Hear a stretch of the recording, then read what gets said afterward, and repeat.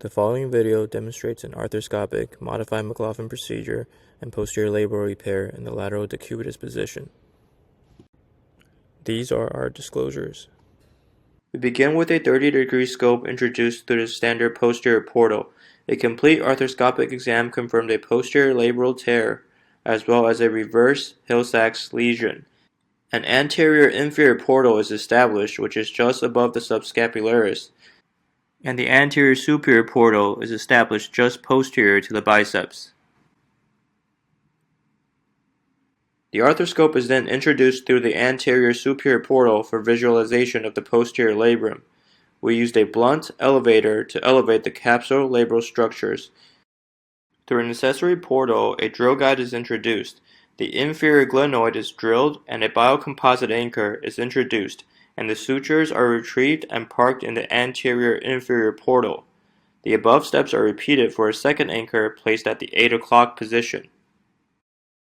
A suture hook is then used to penetrate the capsulolabral tissue, and the nitinol wire and one limb of the suture is retrieved through the anterior-inferior portal.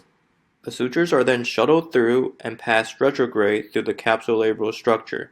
The sutures are parked, and the above steps are repeated for passage of a second set of the sutures.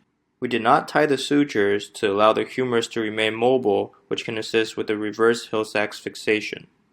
We switched the arthroscope to a 70-degree scope, and with the assistance of a switching stick, we introduced it from the standard posterior portal. We began debriding the rotator interval as well as the subcoracoid space using a motorized shaver and cautery to release soft tissue around the subscapularis. This extends medially to the point where it is just below and lateral to the coracoid process.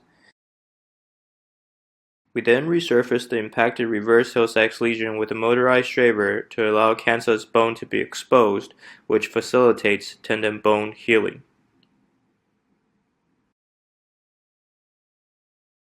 An anchor insertion cannula is introduced from the anterior-inferior portal into the inferior part of the reverse Hill-Sachs lesion. The anchor should be placed in line with the subscapularis tendon to allow for suture passage. The bone is drilled and a biocomposite anchor is inserted. The sutures are retrieved from the anterior superior portal. A bird beak penetrator is inserted from the anterior inferior portal, piercing the upper subscapularis and retrieving one limb of the suture. The penetrator is then inserted just inferiorly, and the other limb of the suture was passed through the tendon, forming a matrix configuration. The drill guide was introduced once again, and the anchor was inserted in a similar fashion.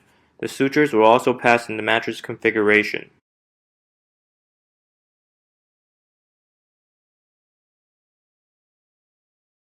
Through the anterior-inferior portal, one limb of each suture was retrieved, and a sliding knot was made. The sliding knot is tied down and secured with several half hitches to allow a strong tenodesis. The other limb of the suture was retrieved through the anterior-inferior portal. Once again, an arthroscopic knot with several half hitches were used to secure the tenodesis. The arthroscope was changed back to a 30-degree scope and introduced through the anterior superior portal. 2 additional anchors were inserted, and the sutures were passed through the capsulolabral structures accordingly. The 4 sets of sutures were tied down starting posterior inferiorly, progressing to posterior superiorly. The posterior band of the inferior glenohumeral ligament should be tied in the superior medial direction if possible. When tying down the first anchor, it is critical to assure that the soft tissue bumper is translated superiorly over the face of the glenoid to assure coverage. The posterior portal is then closed with PDS sutures. The final repair is shown with adequate posterior capsulolabral repair and the subscapularis filling in the reverse Hill-Sachs defect. And that concludes our procedure. Thank you for watching our video.